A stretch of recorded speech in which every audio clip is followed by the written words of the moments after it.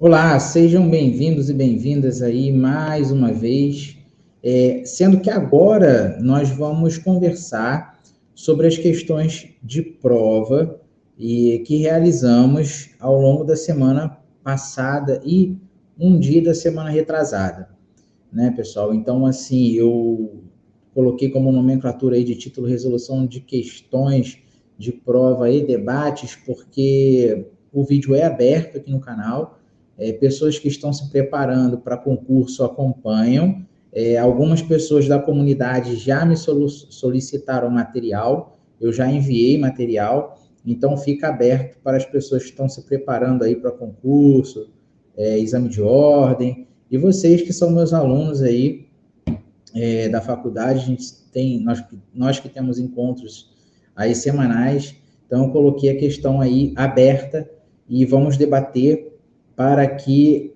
possamos entender melhor o objetivo da avaliação, tá certo? Eu vivo dizendo para vocês que nas questões de prova vocês não devem se preocupar com as notas, mas sim com assimilar o conteúdo dado em sala de aula e para, por fim, realizar as questões.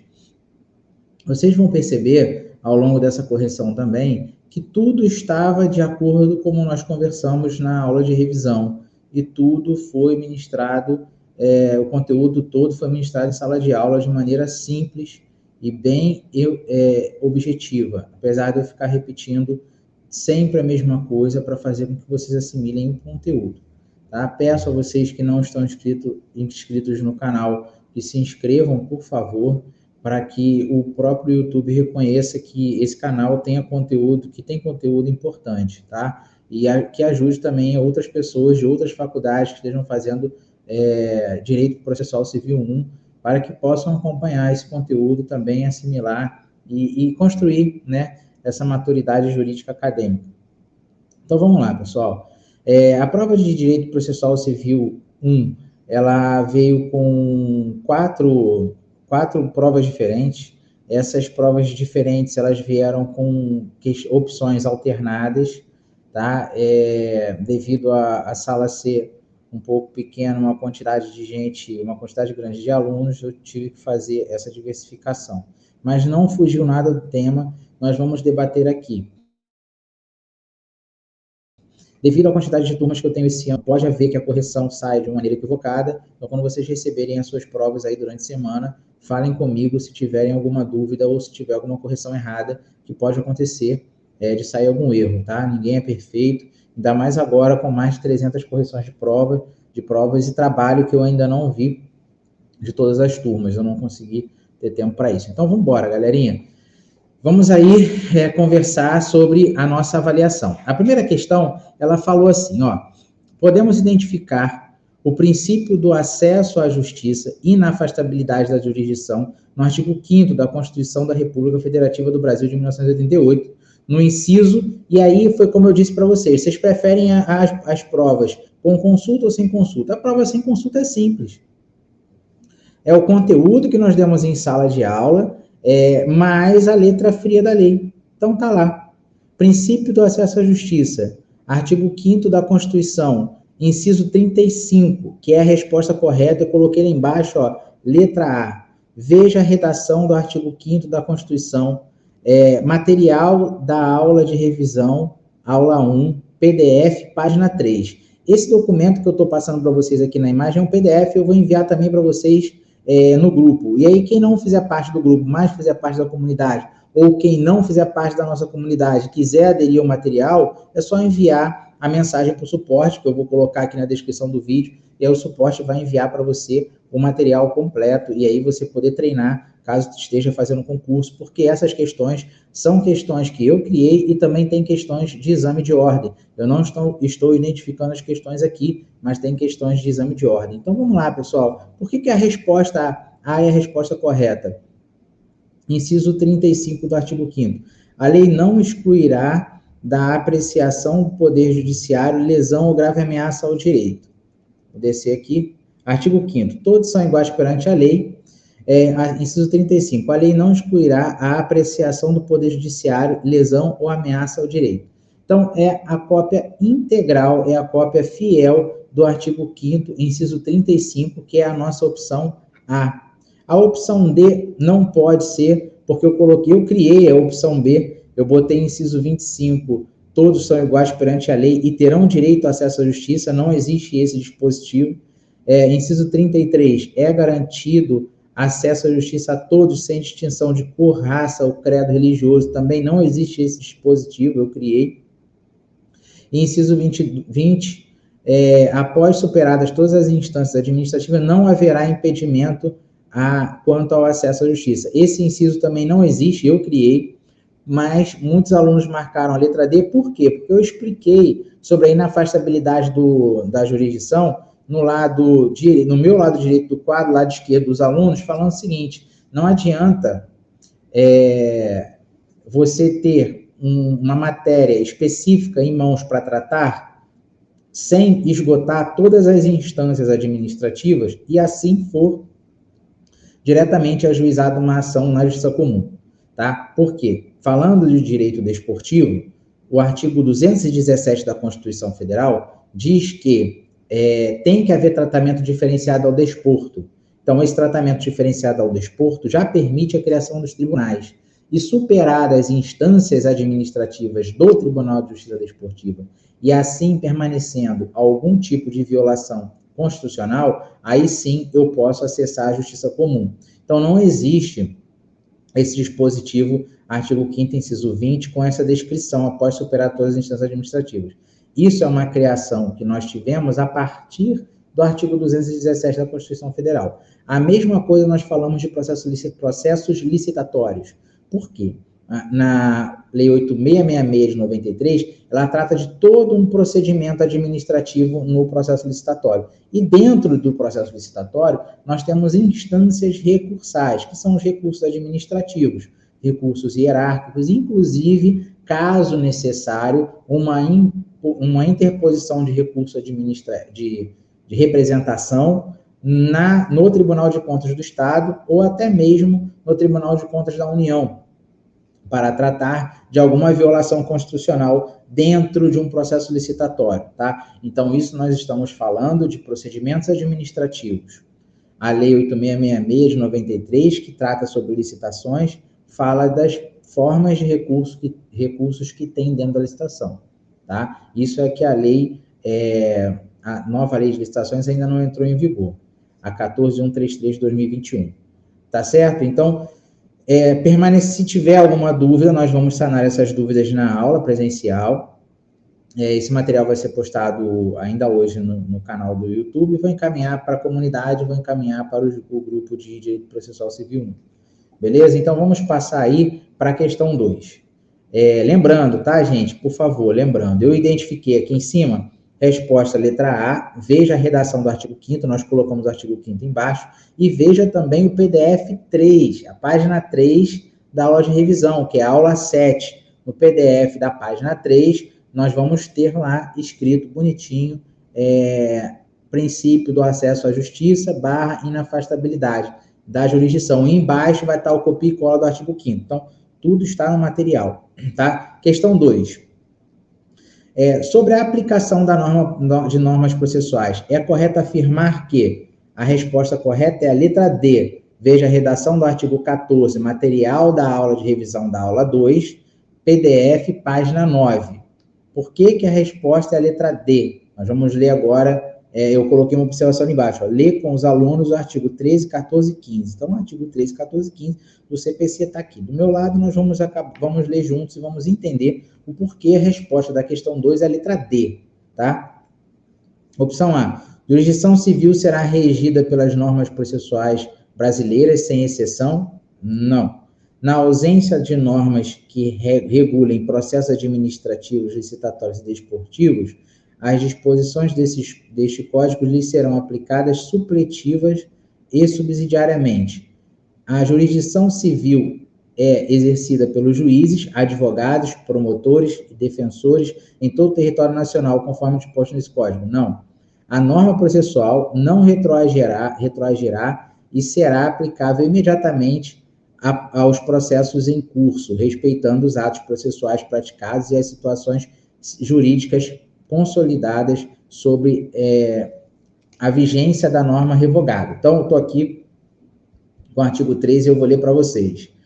A jurisdição civil será regida pelas normas processuais brasileiras, ressalvadas essa opção, nós temos aí como uma das nossas opções da questão 2, tá? A jurisdição civil será regida pelas normas processuais brasileiras, ressalvadas as disposições especificadas previstas em tratados, convenções ou acordos internacionais de que o Brasil faz parte. Olha o artigo 14 que eu vou ler agora. A norma processual não retroagirá, que é a opção D, a norma processual não retroagirá e será aplicável imediatamente aos processos em curso, respeitados os atos processuais praticados, as situações jurídicas consolidadas sob a vigência da norma revogada.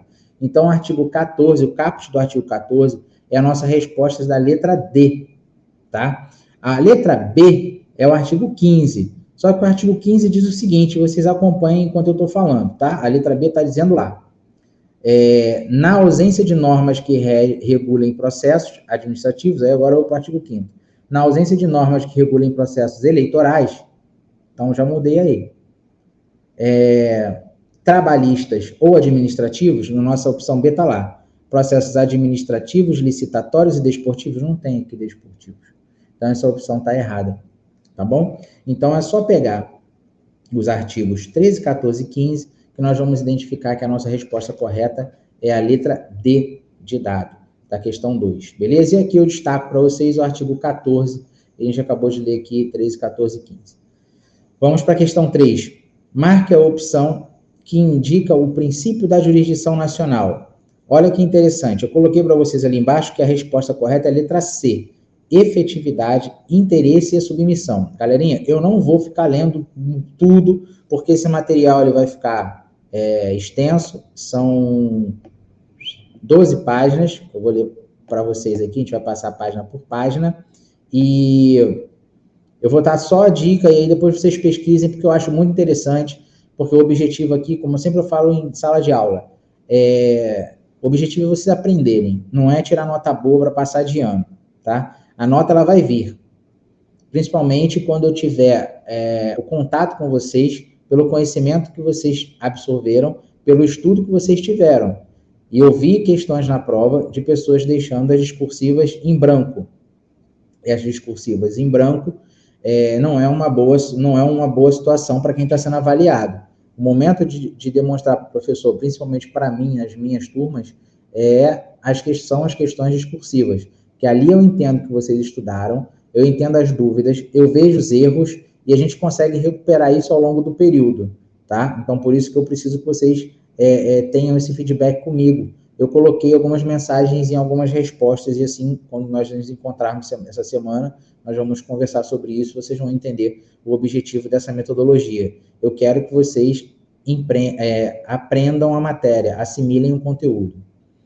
Essa questão 3, a opção correta é a letra C, e essa opção de letra C, que é efetividade, interesse e submissão, ela está no PDF da página 11. Eu destaquei para vocês aqui na aula de revisão, isso é referente à aula 3 que nós estudamos, sobre princípios da jurisdição nacional. Olha lá, eu coloquei embaixo, princípio da jurisdição nacional. Princípio da efetividade, que é quando os países delimitam a jurisdição sobre processos que eles entendem que poderão posteriormente ser cumpridos. Então, nós temos essa jurisdição aqui brasileira para poder determinar aonde a gente vai poder atuar em termos de nossas legislações. Princípio do interesse, os países delimitam a jurisdição sobre processos que entendem que é de interesse do Estado. E o princípio da submissão, os países respeitam as decisões das partes na eleição da jurisdição internacional. Então, aqui, eu coloquei para você os 3 princípios previstos na nossa aula 3, que foi copiado e colado na aula 7, que é a nossa aula de revisão, e esses 3 princípios são a resposta que nós precisamos da questão 3, tá? Então, o princípio da jurisdição é toda a atuação jurisdicional dentro do nosso território nacional que se respeita a efetividade, o interesse e a submissão. Beleza? Então, a opção é C. Nada a ver com a opção A, B e D. Vocês vão lendo o material da aula 7, vocês vão entender. Aula 4, ou melhor, desculpa, questão 4. A ação fundada em direito pessoal ou em direito real sobre bens móveis será proposta em regra no foro do domicílio do réu. Marque a opção correta. Vamos, antes de ler, pegar direto a resposta correta e a gente vai debatendo. A opção correta é a letra B, artigo 46 do CPC. E material da revisão da aula 4, que foi colocado na aula 7, que é a nossa aula de revisão, na página 21 do PDF. PDF você já tem aí. E eu peguei e copiei e colei o artigo 46 para que possamos ler. Aqui, ó. O artigo 46 fala: a ação fundada em direito pessoal ou direito real sobre bens móveis será proposta em regra no foro do domicílio do réu. Vou voltar agora aqui. Questão 4. A ação fundada em direito pessoal ou real sobre bens móveis será proposta em regra no foro do domicílio do réu. Marque a opção correta. Então, eu copiei e colei o artigo 46, o caput do artigo 46, na questão 4. É por isso que eu falo para vocês, olha, não é legal a prova com consulta. Vocês peguem o conteúdo, vocês têm vídeo no YouTube, posts em Instagram. Eu subo geralmente 3, 4 posts antes da prova com algumas dicas para a prova. Vocês têm conteúdo que eu estou divulgando em rede social. Agora eu estou subindo alguns shorts, aqueles vídeos curtos dentro do YouTube também com algumas dicas. São poucos, mas eu já estou subindo. Material em PDF, material em PowerPoint, comunidade, grupo, meu celular. Vocês têm todo esse suporte para vocês assimilarem essa matéria. E eu sempre falo, pegou o material para estudar, pega o código e deixa do lado aqui. O código vai ajudar bastante vocês vendo, assistindo esses vídeos com o código do lado, tá? E assim vocês não vão esquecer e vão conseguir assimilar tudo. Sigam essa dica comigo, por favor. Vamos seguir. Muitas pessoas se deram mal nessa prova, mas vamos recuperar ao longo do período e não se preocupem, porque ainda tem nota de trabalho que a gente vai lançar. Beleza? Então vamos lá. Artigo 46, que é o caput que nós copiamos e colamos aí nessa questão. E agora a gente vai para as opções, tá certo? Olha a opção A que está ali. Tendo apenas um domicílio, o réu será demandado no foro do autor. Olha só o que fala o parágrafo 1º do artigo 46. Tendo mais de um domicílio, o réu será demandado no foro de qualquer deles. Está errado, não tem nada a ver. É a cópia e cola do artigo 46. Letra B. Sendo incerto ou desconhecido o domicílio do réu, ele poderá ser demandado onde for encontrado ou no foro do domicílio do autor. Olha o que fala o parágrafo 2º. Sendo incerto ou desconhecido o domicílio do réu, ele poderá ser demandado, é igual, onde for encontrado ou no foro do domicílio do autor. Beleza, já acertamos a questão. Olha a letra C. Quando o réu tiver 2 ou mais domicílios, deverá o autor propor ação no domicílio nulo. Nada a ver. Olha aqui, ó. A opção D. O autor irá propor a ação no foro de sua escolha em razão de se tratar de direito real sobre bens móveis. Sabemos que não tem nada a ver, tá? Então, os parágrafos... Olha o parágrafo 4º lá, ó, lá embaixo. Aqui já na tela está mostrando para vocês. Havendo 2 ou mais réus com diferentes domicílios, serão demandados no foro de qualquer deles, à escolha do autor. Quando o réu tiver 2 ou mais domicílios, deverá o autor propor ação no domicílio nulo. Nada a ver. Então, essa questão foi montada, tá? Ela é bem didática, conforme o artigo 46, que nós estudamos em sala de aula. Nós temos esse material na página 21 do PDF, tá? Então, essa é a resposta correta, a letra B da questão 4. Questão 5. A capacidade de estar em juízo ou capacidade processual, stricto sensu, é muito importante vocês assimilarem o stricto sensu e o lato sensu. Tá? Na medida que a gente for falando de lato sensu, nós estamos pegando um sentido mais amplo. Na medida que nós estamos falando de stricto sensu, nós estamos falando de um sentido bem estrito, bem restrito. Tá? Se refere à aptidão para a prática de atos ou exercício de direitos processuais, atos processuais, sem representação ou assistência. Pode ser absoluta ou relativa, Já com relação à capacidade postulatória, entendemos ser capacidade de postular em juízo. Dessa forma, marque a opção errada. Errada. O advogado detém de capacidade postulatória? Sim, correto. Então, essa resposta nós não vamos marcar. O defensor público detém de capacidade postulatória? Sim, nós não vamos marcar essa resposta. Membro da advocacia pública detém de capacidade postulatória? Sim. Partes, autor e réu, detém de capacidade postulatória nas causas de juizado especial cível que excedam 20 salários mínimos, na forma do artigo 8º da Lei 9.099 de 95. Sempre falo isso na sala de aula.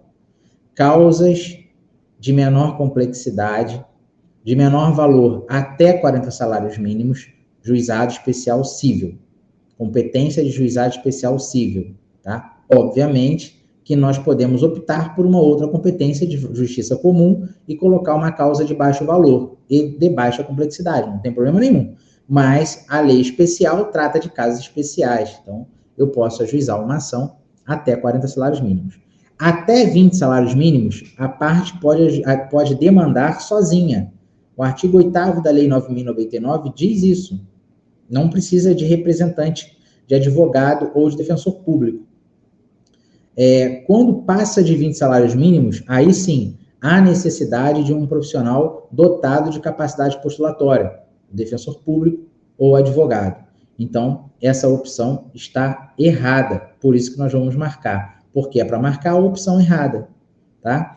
Aí tá lá, ó, aula 5, nós estudamos isso na aula 5, PDF da página 40. E aí eu destaco o PDF da página 40 para vocês, tá? E coloco lá uma explanaçãozinha sobre capacidade para estar em juízo, capacidade postulatória e fala do artigo 8º da Lei 9.099 de 95. Beleza aí? Tudo tranquilo?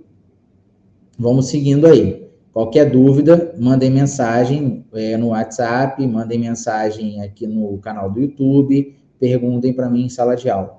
Vamos para a questão 6. Essa avaliação vai ter um pouco mais de questões, porque eu estou juntando todas as provas nessa conversa. Se por algum acaso algum aluno pegar essa aula e não identificar a sua prova, suas questões, me avisem por gentileza. Vocês podem assistir hoje, né? Quando estivermos juntos, vocês vão receber as provas, tá? E aí depois vocês vão assistir de novo com a prova na mão. É o que eu recomendo para vocês entenderem melhor a explanação. Vamos comentar também de novo em sala de aula sobre isso e vamos encher vocês de conteúdo.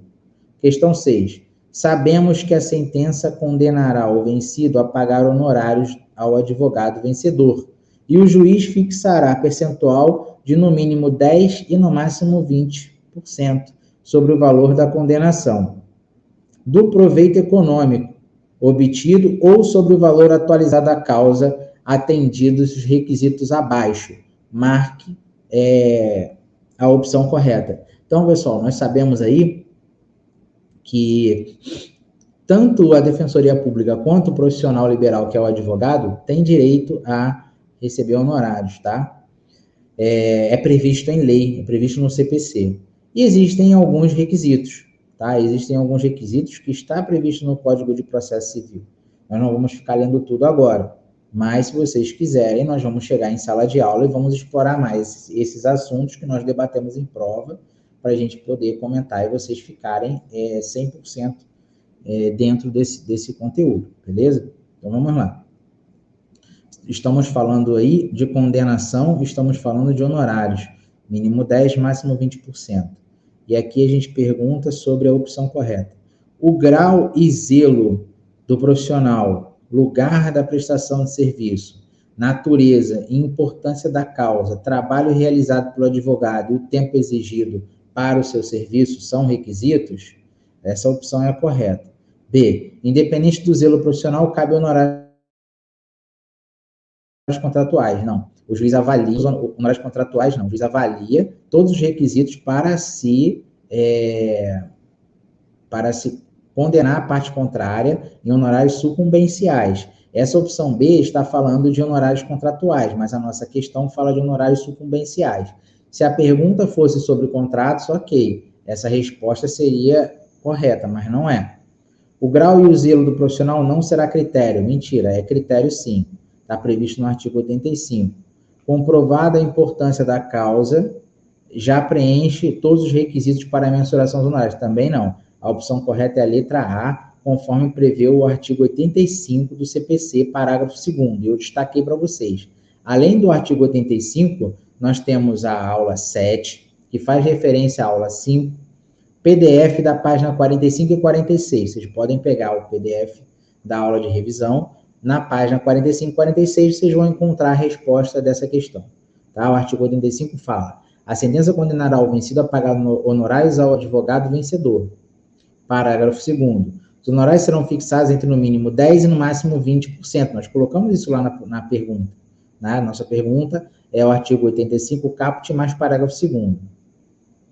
20% econômico obtido, ou não sendo possível mensurá-lo sobre o valor atualizado da causa atendidos. Olha só os requisitos. Grau de zelo profissional, nós colocamos. Lugar da prestação de serviço, que é o parágrafo 2º, inciso 2. A natureza da importância da causa, temos o inciso 3. E o trabalho realizado pelo advogado e o tempo exigido para o seu serviço. Beleza. Esses são os requisitos que o juiz vai mensurar o percentual de honorários sucumbenciais. Belezinha? Vamos avançando aí. Questão 7. Comente, já entramos nas questões discursivas, galerinha. Tá? Qual é o objetivo dessas questões discursivas? Na medida que você for indo bem profundo no assunto, eu vou entendendo que você assimilou bastante. Na medida que você deixa em branco, eu sei que você não estudou. Ou não estudou o suficiente até chegar ao ponto de raciocinar em cima da questão. Na medida que você chuta, eu vejo que você está fora do eixo, eu vou puxar você para o eixo, porque é minha obrigação, meu dever, trazer vocês comigo para ensinar vocês essa matéria, tá? E na medida que vocês misturam e fazem confusão sobre conceitos e teorias, eu consigo identificar. Então, essa avaliação eu consegui conhecer cada um de vocês em sala de aula. Eu sei quem é que está estudando, eu sei quem não está estudando, eu sei quem é que está enrolando, eu sei quem é que está tentando e não consegue, eu sei quem é que não está com tempo, e eu sei quem não gosta da matéria, que acha a matéria chata. Realmente essa matéria é complicada, é muito difícil para a gente assimilar, porque quem vivencia isso dia a dia sabe. Tá? O escritório trabalha direto e imergindo nesse conteúdo. Então, para mim, eu vejo um pouco mais de facilidade esse conteúdo de processo civil. Óbvio, se eu for transitar na área tributária, eu não vou conseguir. Na área trabalhista também eu não vou conseguir. Vamos ter paciência, porque tudo tem seu tempo. Eu só espero que vocês tentem assimilar esse conteúdo para poder ir superando as etapas, beleza? Então, vamos lá. O básico da jurisdição que vocês deveriam escrever na questão é o que está escrito abaixo. Olha, comente sobre jurisdição e cite exemplos para demonstrar seu conhecimento sobre o tema. Veja especificamente a aula 3, que seria o conteúdo total da aula 3, destacado na revisão PDF, página 10 em diante. Então, na nossa aula 7, que é a nossa aula de revisão, PDF, página 10 em diante, você tem tudo sobre jurisdição. Tá bom? Então, tá lá. Eu destaquei para vocês. Se você escrevesse isso, jurisdição é a prerrogativa do Estado em aplicar o direito ao caso concreto, beleza, já garantia pelo menos uma boa parte dos seus pontos. Tá? E aí sim você viria fundamentando com suas palavras para poder entender. Não pode fazer confusão com outros temas. Alguns alunos fizeram, mas apesar de não ter pontuado total, o ponto que valia essa questão que era um ponto, não tem problema, a gente vai conseguir fazer um resgate disso ao longo do período, tá? Como eu falei, o importante é vocês assimilarem esse conteúdo, tá? Olha lá, jurisdição é a prerrogativa do Estado em aplicar o direito ao caso concreto, aplicar a norma legal, né? Resolvendo-se definitivamente uma situação de crise. Aí eu falo para vocês, quando a gente fala de situação de crise, nós temos que ter um conflito de interesse mediante uma pretensão resistida. Se nós tivermos um conflito de interesse e uma pretensão resistida, nós temos uma lide. Tendo uma lide, nós temos uma demanda. Tendo uma demanda, nós vamos indicar a jurisdição. Nós vamos solicitar e requerer, na verdade, solicitar não é o termo correto, nós vamos requerer ao Poder Judiciário que esse Poder Judiciário avalie essa questão que está sendo debatida entre as partes, para, assim, aplicar a norma legal. Isso é diferente de competência. Porque quando eu entro na área da competência, se eu tenho um conflito de interesse na área civil, eu vou buscar a competência civil. Vou buscar o judiciário para aplicar a norma legal na competência civil. Competência em razão da matéria. Tá? Se eu tiver um conflito de interesse na área de defesa do consumidor, eu tenho uma matéria de defesa do consumidor e tenho a razão do valor da causa de baixa complexidade, por exemplo, até 40 salários mínimos. Então, eu vou buscar a justiça especial, que é a Lei 9.099, e eu vou ajuizar uma ação no Juizado Especial Cível. Eu vou buscar a jurisdição, que é o Tribunal de Justiça do Estado, dentro daquela região onde eu estou residindo, onde aconteceu a questão, e eu vou determinar a competência, vou fixar a competência no ajuizamento da ação. Então, não podemos confundir. A jurisdição, tão somente é a aplicação da norma legal pelo Estado, pelo Poder Judiciário, representado pelo juiz. O Estado juiz, tá? Ele vai aplicar a norma legal naquela situação. Isso significa jurisdição. Não podemos fazer confusão, tá?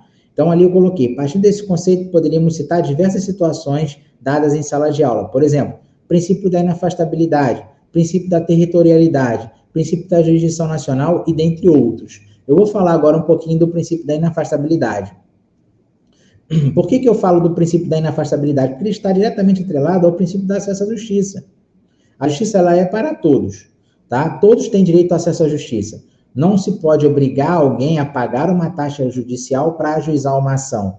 Não. Até porque existe o benefício de justiça gratuita previsto no Código de Processo Civil. O CPC prevê o benefício de justiça gratuita para quem é hipossuficiente financeiramente. Então, nós temos essa questão. Então, nós temos o acesso à justiça livre, tá? Temos livre. Então, se eu busco uma via administrativa, porque eu tenho uma lei específica para isso, então, eu vou aplicar a jurisdição administrativa para a aplicação da norma legal. E eu busquei. Não deu certo lá, mas eu tenho uma violação constitucional prevista na Constituição Federal, aí eu esgotei todas as instâncias administrativas, eu deixo inafastável a justiça comum. Aí, quando eu acabo, eu continuo tendo a violação no processo administrativo, eu vou recorrer à justiça, seja por mandado de segurança ou por qualquer outro meio judicial que eu possa chegar lá, dependendo da matéria. Então, o princípio da inafastabilidade da jurisdição é um exemplo que eu posso falar do jurisdicional, posso falar da jurisdição. Quando eu tenho a questão da matéria, né, que nós conversamos ainda agora, eu até falei sobre jurisdição e falei de um exemplo. Tenho sobre a matéria de direito do consumidor, eu posso pegar essa matéria e, por questão do valor da causa, ajuizar a ação no JEC, Juizado Especial Cível. Nós falamos aqui sobre uma questão sobre direito real. Essa questão do direito real, nós delimitamos a competência por tratar-se de direito real e nós buscamos a jurisdição em razão da residência do réu, domicílio do réu, tá bom? Nós também debatemos sobre a questão do domicílio do autor. Então, isso vai fixar a territorialidade, o domicílio do réu e o domicílio do autor, beleza? Nós estamos falando sobre jurisdição, nós não estamos falando sobre competência, porque a jurisdição, vou voltar a repetir, é a prerrogativa do Estado em aplicar a norma legal ou direito ao caso concreto. É só isso, é uma prerrogativa do Estado. Tá? A questão 8, né? Aí eu peço desculpa para vocês porque eu comi a letra U, tá? A questão sem letra U. Comente sobre competência, citando exemplos para demonstrar seu conhecimento sobre o tema. Eu busco que vocês demonstrem o seu conhecimento para eu saber se vocês estudaram, né? A resposta. Veja especificamente a aula 4, destacada na revisão, que é a aula 7. PDF da página 17 em diante. Apesar do tema também surgir basicamente em outras aulas, até o momento da prova em nenhum. Então, nós falamos em diversos momentos da aula, né, do conteúdo de processo civil 1, em diversos momentos, nós falamos sobre competência. Demos exemplo e tudo. Eu posso dar mais exemplos em sala de aula nessa semana, se vocês precisarem também, tá? Veja o destaque abaixo. Via de regra, O juízo que primeiramente recebeu o processo será competente para toda a sua tramitação até a decisão final. Entretanto, em situações excepcionais, a competência inicial pode ser modificada. Excepcionalmente, né? A competência inicial pode ser modificada, fazendo com que um juízo que não era originariamente competente passe a ser. Antes de adentrar as situações modificadoras de competência, vamos entender alguns conceitos que são importantes para a compreensão do conteúdo. A pergunta abria muita oportunidade de debate, que foi uma realidade. Eu vou até fazer um debate com vocês sobre essa questão agora. Poderíamos falar de competência civil, competência criminal, declínio de competência ou incompetência. Vamos conversar melhor durante essa explanação. Então, me compete agora falar mais um pouco sobre competência para vocês entenderem, vocês que fizeram confusão na prova. Eu tive questões que eu entendi que o aluno ficou completamente confuso e vendido nessa questão. Vamos tentar entender aqui um pouquinho sobre competência, tá? Se eu tenho uma energia elétrica, eu sempre gosto de citar esse exemplo, porque o exemplo é muito próximo da gente, é mais corriqueiro. Corte indevido de energia elétrica, tá? Conta paga, a empresa de energia vai lá e corta a nossa energia, e nós ficamos 24 horas sem luz na nossa casa. Então, vou ajuizar uma ação de defesa do consumidor, uma ação indenizatória, uma ação de obrigação de fazer. Eu vou buscar uma indenização por danos morais por ter ficado 24 horas sem energia elétrica com a conta paga, por um erro da empresa de energia elétrica, pela concessionária. Então, eu vou ajuizar essa demanda. Posso ajuizar no juizado especial civil? Sim, porque é uma causa de baixa complexidade. Então, eu vou para o juizado especial civil em razão da matéria, em razão da territorialidade, porque eu vou pelo meu endereço, domicílio do autor, e vou também em razão do valor da causa, porque eu vou botar uma causa de baixo valor, requerendo uma indenização por danos morais. Eu não vou pedir perícia porque não é necessário. Eu tenho as contas de energia elétrica comprovantes de pagamento, pego 3, 4, 5 contas pagas e vou lá e junto e comprovo para o juiz e falo que eu fui, não vou comprovar, né, a interrupção de energia elétrica. Eu posso até comprovar com foto, vídeo, mas eu vou informar que tive a luz interrompida durante 24 horas e a religação aconteceu dia tal e junto o protocolo. Beleza. Então, eu tenho ali 24 horas sem energia com conta paga. Isso vai gerar uma reparação de danos, tá? Eu pediria a obrigação de fazer se eu tivesse que requerer o restabelecimento da energia elétrica. Tá? Nessa situação, eu peço a obrigação de fazer, ou peço só a indenização se a luz foi restabelecida. Então, eu tenho aí jurisdição, Poder Judiciário, Tribunal de Justiça do Estado de Rondônia, porque estamos em Rondônia, estou em Rondônia. Se você está assistindo de outro estado, é o Tribunal de Justiça do seu outro estado, do seu estado. Essa é a jurisdição. Competência, Juizado Especial Civil, em razão da matéria, em razão da territorialidade, em razão do valor da causa. Tá? Esse é um exemplo que eu dou para vocês. Vou dar outro exemplo. Bate uma cliente aqui na porta do escritório e fala assim: doutor, eu quero fazer um divórcio. Meu marido não quer se divorciar. Eu saí de casa. Não tenho filho, mas tenho bens a partilhar. Quantos bens você tem? Tem 2 apartamentos no município de Porto Velho. Então, beleza. Então, vamos fazer. Ajuizar uma ação de divórcio. Jurisdição, Poder Judiciário, daqui da comarca de Porto Velho. É esse juiz, que é representante do Estado, que vai aplicar a norma legal para aquele caso. Competência, vara de família, que eu vou estipular essa competência, eu vou fixar essa competência no momento que eu vou ajuizar a ação. Excelentíssimo senhor doutor juiz de direito da vara de família da comarca da capital do Tribunal de Justiça do Estado de Rondônia. Ou ao senhor doutor excelentíssimo juiz da vara de família da comarca do Tribunal de Justiça. Tá? Então, eu vou fixar a competência no momento que eu for protocolar a petição inicial e distribuir essa ação. Então, eu fixo a competência ali. Beleza, e lá eu vou pedir o divórcio, vou pedir a partilha. Existe a possibilidade de haver um declínio de competência, nesse exemplo de vara de família que eu estou falando para vocês? Existe. Vamos supor que esse cidadão, o requerido da nossa ação, apesar de falar com a esposa que não queria divorciar, já houvesse distribuído uma ação anteriormente à nossa, requerendo o divórcio e a partilha no mesmo. Então, o primeiro juiz que recebeu a ação sobre o mesmo tema, é o juízo competente para tratar da nossa segunda ação. Nós temos aí uma litispendência, ou, dependendo da situação, uma conexão. Uma ação deve ser extinta, ou uma ação deve tramitar na mesma vara onde está tramitando aquela primeira ação. E aí tudo vai depender de um contexto. E aí nós temos um declínio de competência. Tá? Vamos supor que nesse caso de direito de família, eu entenda, como advogado que não estudei, não fiz curso de direito processual civil, não me interessei, eu ajuizo essa ação de divórcio na vara civil. Tá? O juízo da vara civil não é competente, ou seja, ele é incompetente para processar e julgar causas de direito de família. Então, automaticamente, ele vai declinar essa competência para o juízo de vara de família. Beleza? Vou dar um outro exemplo. Nós falamos da empresa de energia elétrica. Vamos supor que nós ajuizamos uma ação contra a concessionária de energia elétrica de um caso que precisa de perícia judicial com um engenheiro, né? Engenheiro elétrico. E aí, nós até podemos requerer isso no juizado especial civil. Aí o juiz vai receber essa ação e vai falar, olha, esse juízo, regido pela Lei 9.099, é dotado do princípio da celeridade, economia processual e celeridade.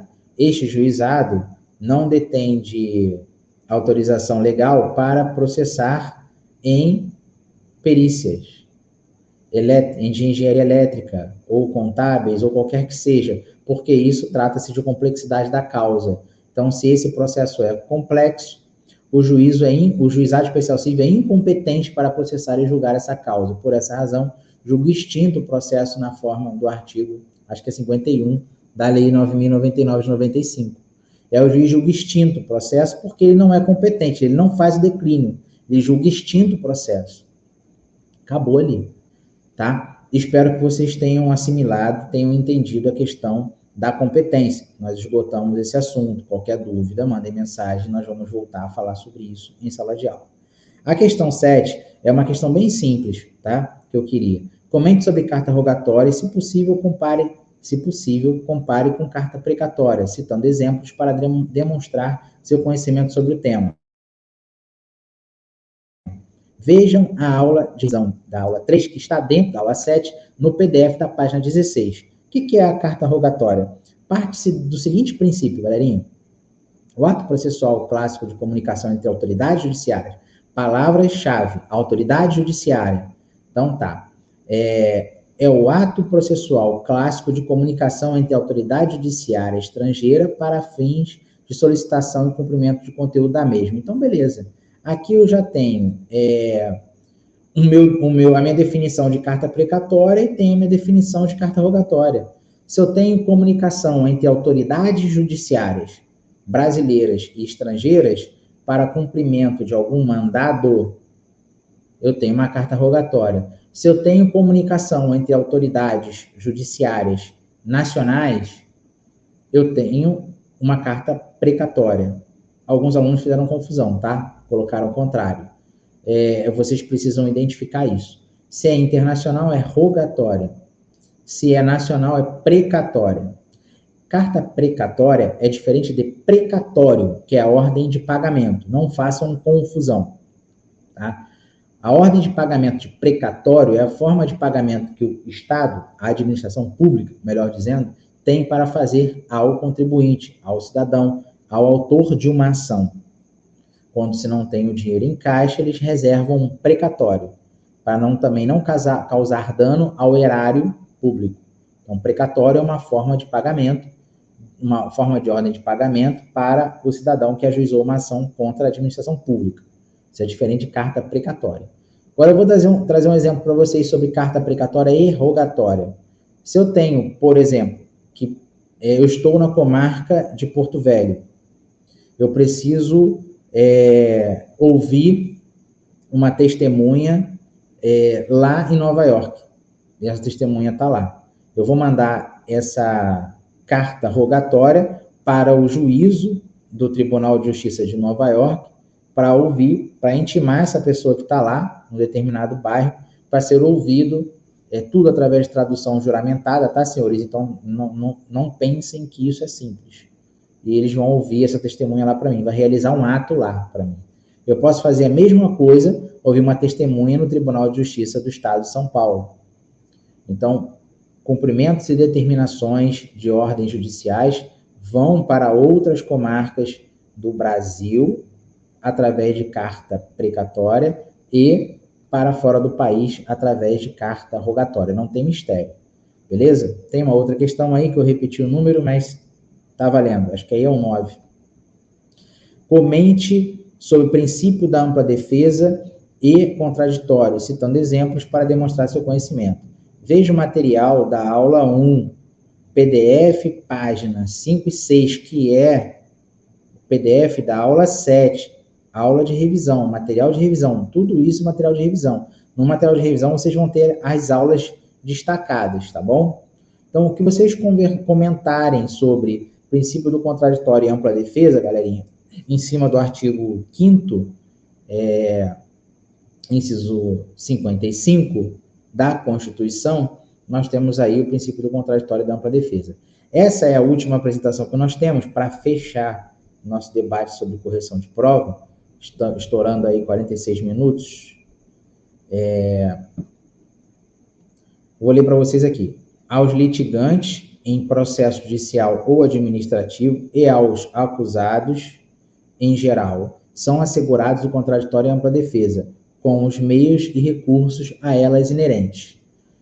Ambos os princípios são extraídos do mesmo dispositivo constitucional. Nós tivemos esses princípios do dispositivo constitucional passando para o Código de Processo Civil e demais normas brasileiras. Todos os procedimentos administrativos são regidos pelo artigo 5º, inciso 55. Por quê? Em todos os processos administrativos que não são regidos pelo CPC, temos a lei maior, que é a Constituição Federal, e todos os atos têm que ser comunicados à parte contrária, onde se faz valer o princípio do contraditório e da ampla defesa. E o que é o princípio do contraditório? Eu coloquei escrito para vocês aí.